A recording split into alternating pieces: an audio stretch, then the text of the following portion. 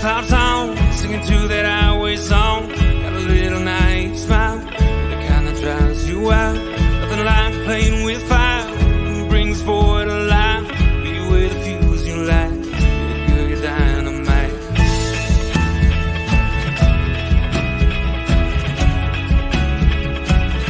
You made my day when you walked inside town beside me, whispered with your eyes, let's go.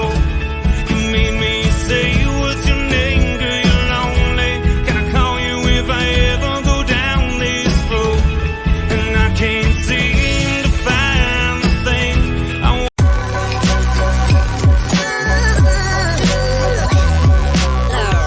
The following is a presentation of the Belly Up Sports Media Network.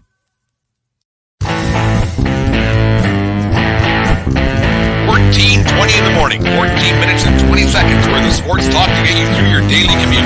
Hot takes, recaps, best bets, and a little humor to get your day going in the right direction. Sit back, grab your coffee, and let's get into it. All right, 14:20 in the morning for this May 4th, 2023. I refuse to say the other way people are saying May 4th. But anyways, today's show is brought to you by SeatGeek.com, the SeatGeek app. Use promo code 1420pod at SeatGeek.com today and save yourself $20 on your first purchase at SeatGeek for your baseball tickets, hockey tickets, concert tickets, whatever you want to go to at SeatGeek.com today and help support the 1420 podcast and 1420 group of shows. Anyways, a bit of a slower start today here at World Headquarters. Had some other stuff going on that I need to take care of on the personal end of things. Nothing serious, nothing major. Just sometimes you need to be a grown-up once in a while. I was told that a time or two in my life, but this morning I had to take care of some stuff. But anyways, we're here now, a little hodgepodge of activity, a little hodgepodge of topics for today's show. We'll start with the National Hockey League playoffs. Of course, it's the big sports item for a lot of people right now. But the one thing we've learned in the first round of the playoffs, or the second round, sorry, in the first two nights of the second round of the playoffs, is don't let one guy your team score 4 goals. It's a guaranteed loss for your team. For those of you who don't know, Joe Pavel, I don't know if you're a hockey fan, how you wouldn't know, but on Tuesday night, Joe Pavelski, he scored 4 goals for the Dallas Stars in their overtime loss to the Seattle Kraken. And last night you had the playoff guy, man, this guy is on a tear. Leon Draisaitl of the Edmonton Oilers, he got 4 goals in a loss last night to the Las Vegas Golden Knights. It's unbelievable. A team with 2 4-goal scorers would lose their respective games. You wonder in the history of the National Hockey League what that is in the playoffs. There isn't a long list of guys who've done it, but it's amazing to think that if you score 4 goals for your team, that one guy couldn't pop one here, pop one there, and chip in a little bit to help your team win a game, especially a game one. All the games are so important how they're going, and you wonder what's going to happen in net. I'm not hitting the panic button yet for the Edmonton Oilers, but I didn't think Stuart Skinner was very good. Larry Brossoit wasn't very good last night for the Dallas or for the Las Vegas Golden Knights either. But I thought that Skinner let in a couple bad ones. I don't think he was very good. Fresh off being told he was a Calder Trophy nominee, friend of mine Corey Hankey, he thought that. For sure, Skinner was going to win the Rookie of the Year, the Calder Trophy, and he made that prediction about 2 months ago. But it turned out last night that Skinner was not very good. I'm not saying he cost the Edmonton Oilers that hockey game, but he didn't help the Edmonton Oilers very much, and I think that really hurt their chance to win a hockey game last night. Now they have to they were in a must-win situation on Saturday night. I guess the next game is with the Vegas Golden Knights. It's a must-win situation. You don't want to fall down 0-2. Going home's a different thing if you're down 0-2, but then going then being 1-1, I guess, is a much better situation. You want to win more games than you lose, obviously, but these playoffs are such a fine line, like we said over and again here on 1420 in the morning, that it's a fine line between winning and losing, and you got to take advantage of any opportunity that you can. And when your goaltender doesn't stop all the easy ones, it can be a bit of a tough go for your team. And it's been a weird playoff for goaltenders. It's been a kind of an awful thing for goaltenders. I said it before. The way goalies play nowadays, it's no style. It's just it's a regimented thing here. Do this, do that, do this. And one of the goals that Draisaitl got last night was one of those goals that I've been it's been an odd thing for me. Like the Michigan goal that happened over and over again. But for those who watched that game last night, Larry Brossoit was on his knees for some unknown reason. You had Draisaitl on the side of the net. He said, "Well, screw it. I'm going to bank it off your coconut and put it in the net." He was down. If he would have stood up, it hits him in the shoulder. No big deal. But the way that turns out and the way goalies play that position nowadays, it didn't make a whole bunch of sense for Larry Brossoit to be down like that and giving up a goal that put the Oilers back in a hockey game. But if we can learn one lesson, like I said earlier, don't let one guy score 4 goals for your hockey team, because you're going to lose that game no matter what. And Joe Pavelski, you got to love that 4-goal outburst he had the other night, coming back off that big hit in the first round against Minnesota Wild. That was something to behold. And if anybody watched the post gamer last night with Draisaitl of the Oilers, and it was Mark Spector, I think he works for Sportsnet in Edmonton. He was asked that. Spector asked Draisaitl, he says, can you take some solace and have some joy in scoring 4 goals? And the eye roll that Draisaitl had, like, are you kidding me, man? Like, we just lost a playoff game. I don't care about personal stats right now. We want to win a hockey game. That's what you want from a guy. You don't want him jumping up and down and saying, yeah, I had a great game. I was great tonight. The rest of the team sucked. You don't want a guy saying like that. The way Draisaitl reacted to Spector's question, which was absolutely ridiculous kind of a question to ask of a guy like Draisaitl, but it was fun to see Draisaitl's reaction, and it was the proper reaction to get out of Draisaitl towards that question. You know that guy is on brand. He wants to go and win a championship for the Edmonton Oilers. We haven't done so since 1990, whatever it's been. You got another situation tonight. The Toronto Maple Leafs find themselves in a must-win situation. You don't know what's going to happen there.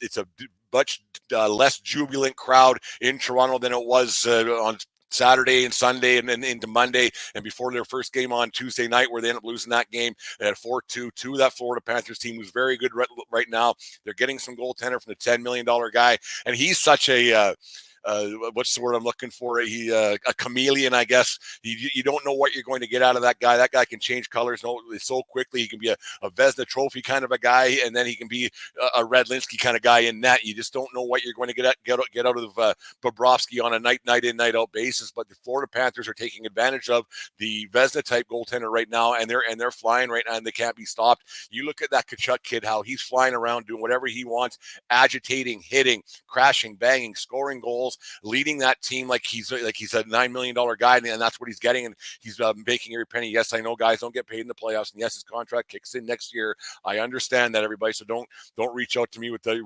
ridiculous comments, but it was great. It's quite great to see a guy, the way he's playing, the way he's flying around, and I don't know what the Toronto Maple Leafs can do. Do you crash back? Do you hit back? Do you let sleeping dogs lie? Do you don't upset the beast? The best way to avoid a situation is avoid a situation, right? But this the Tkachuk kid, he's leading a team right now in that Florida Panthers locker room, and he's been a handful for the Boston Bruins found out the hard way, and then the Leafs found out in Game 1 what happened there. The Leafs have to be better to a man tonight. They got to get better defense. They got to get better goaltending, no matter what. It's league wide. It seems right now that there hasn't been a goaltender steal many games yet so far. Bobrovsky's been the only guy so far to have carried his team a little bit. The rest of the guys have been average at best throughout the National Hockey League, throughout the playoffs so far, and you wonder how long that can take a team. You just wonder if the Leafs have that kind of a pushback in them tonight, what kind of leadership they have from Tavares, from Matthews. Marner wasn't good at all in Game 1. You got to think that they to a man, that team's got to be better to have a chance. If they go down 0-2, you got to think that they're in big trouble. An 0-2 down Leafs team is much bigger problems than an 0-2 down Toronto team, or Edmonton team, I should say. Sorry, that you just think that it might not turn out very good for the Toronto Maple Leafs if they go down 0-2 tonight.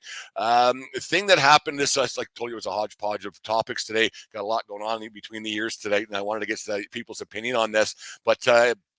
For those who don't know where I'm situated, we're in the province of Alberta in Canada, and there's a provincial election coming up. And one of the hot button topics right now is the new arena that is going to slated to be built in the upcoming weeks. They've been talking about it for years in Calgary. They need a new building in Calgary. The Saddle Dome is old. It's been around since like 83. It was built for the 1988 Olympics, and it's old, decrepit. The dressing room for the Flames is subpar. It's not National Hockey League standards. It's time for a new building in Calgary. I get it. 100% agree with a new building being built. I have a problem with tax funds, Alberta taxpayers' funds, federal taxpayers' funds going to something like that, or city taxpayers' funds or whatever. I have a major problem problem with taxpayers' funds going to a private business like the Calgary Flames. These owners have money beyond belief, and they're going to make a lot of money off of these buildings. I understand that not every one of my tax dollars goes to anything that or everything that I would like it to go to, and I can't pick and choose where my tax dollars go. But I don't think that a entertainment building that people are going to make a lot of money off of should be used by taxpayers' funds. I just want to know what people's opinion on this was. I understand it's good for the community. I understand it helps out people. It helps out its jobs. It helps out the area around it, which creates more jobs and which creates more business and creates everything else. But I don't think that a provincial fund should go to something like this. Something that I might only use. How many Flames games a year do I go to? Maybe one. How many concerts a year do we go to? Maybe one in Calgary. And that might be pushing a little bit. I don't go to Calgary games very often. Maybe I should try to get to a few more, but a guy gets busy. So I don't know if I should be paying money for a franchise that makes money, that the league says, like, if you think about it, these franchises are getting sold for an astronomical amount of money. You look at the Ottawa Senators, who are going to be sold for $1 billion. So the owners probably have enough money to fund this thing and the like, and find their own money and their own finance to get this done, because they're the ones who are going to make money off of these buildings. And what's the average taxpayer? What's the average fan going to get? He's going to be surcharged on the tickets for the building. We're going to be charged for more parking. We're going to be charged XYZ for the use of this new building. Prices always go up, and everything always goes up, and the fan gets left holding the bill. I do not think that I should be paying tax dollars, or anybody should be paying for these franchises to have it. It's not a thing that we should get into a habit with.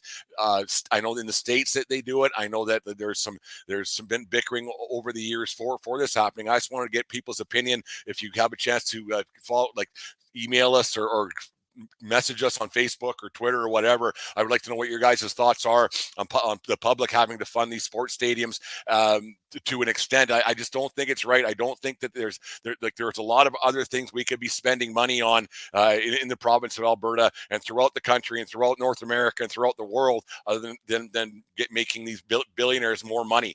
The billionaires could put some money back into communities a lot more, and they could fund these things like that. They're the only ones making money on these businesses and these buildings. So I just want to get other people's thoughts on what they think and the like. I know it helps the community. I know it helps out businesses. I know it helps out the areas around these buildings. But like I said, I just want to get people's opinion on this and their thoughts on if the public should be funding these things. But because I just don't think it's right. Anyways, there's my thoughts for today, and there's my rant for the day. Get back to us at Facebook or Twitter, or just email us at 1420sports@gmail.com. Anyways, haven't done this for a long time, but our best bets brought to you by Bodog Sports. Go use our personalized link. I'll be in the show's notes, or I'll have it up on our Linktree account, blah, blah. It's all there. But our Bodog best bets, I expect Dallas and Toronto to both win tonight. Take the under on the Toronto game, which is at 6.5, and take the over on the Dallas game, which is at 5.5. So that's Dallas and Toronto to win. Under on the Toronto game, over on the Dallas game. Put down $20 to get you $176.80 at Bodog.com today. Make a play at Bodog today. And also like to thank Righteous Felon Jerky. Use promo code BELLYUP for 15% off. Craft Jerky, 12 different flavors, including the OG Hickory Beef, Habanero Escobar, and Baby Blues Barbecue Beef. Or get a subscription service at Righteous Felon Jerky today and use promo code BELLYUP for 15% off. Anyways, on this day in 1989, Junior Felix of the Toronto Blue Jays becomes the 53rd Major League Baseball player to hit a home run in his first career at-bat in the Blue Jays' 3-2 loss to the California Angels in front of 21,188 people at Exhibition Stadium in Toronto. Felix's home run was a solo shot to right center field off of Kirk McCaskill in the third inning. Felix went 1 for 3 with a walk that day and would hit 9 home runs that season for the Jays. That's the same season that the Toronto Blue Jays split their year, and they moved between Exhibition Stadium and the Sky Dome. That everybody knows the old Sky Dome and everything else, and the excitement that building created the first few years that they went there, and they ended up winning the World Championship in 1992. And happy 50th birthday to super pest Matthew Barnaby, born on this day in 1973 in Ottawa, Ontario.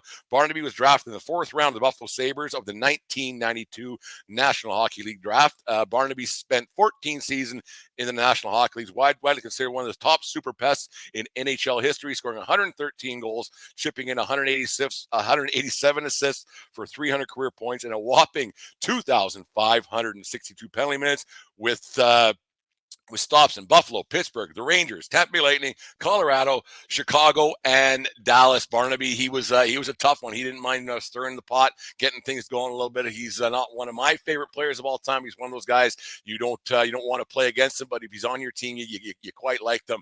So happy birthday to Matthew Barnaby.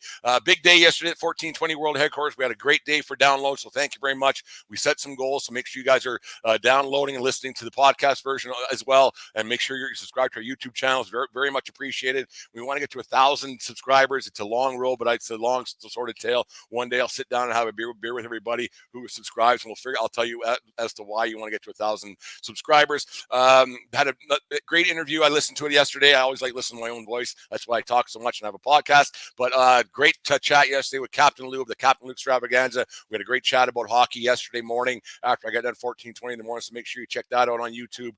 And his podcast is up on Megaphone as well. I'll put that show up later on the Facebook account. I think it's already up there, but that was up there. And last call, we have a guest book for last call. We didn't do one last week because I was out and about. So but we have a guest reserved for Sunday night, last call, the 1420 Sports Bar, friend of the show and one of my favorites, Jim Plotner of the Fan of the Van podcast. We're going to sit down and talk about the state of the New York Yankees. I know everybody likes Yankee talk out there, but it's negative Yankee talk because that team isn't very good right now. We'll be doing some Yankee bashing more than boosting up the Bronx Bombers. Anyways, thank you very much, everybody, listening to the show today. Make sure you subscribe to our YouTube channel, listen to podcasts wherever you get your podcasts, and remember, it doesn't matter where you are, everybody. It's who you're with. Have a good day, folks, and we'll talk to you tomorrow.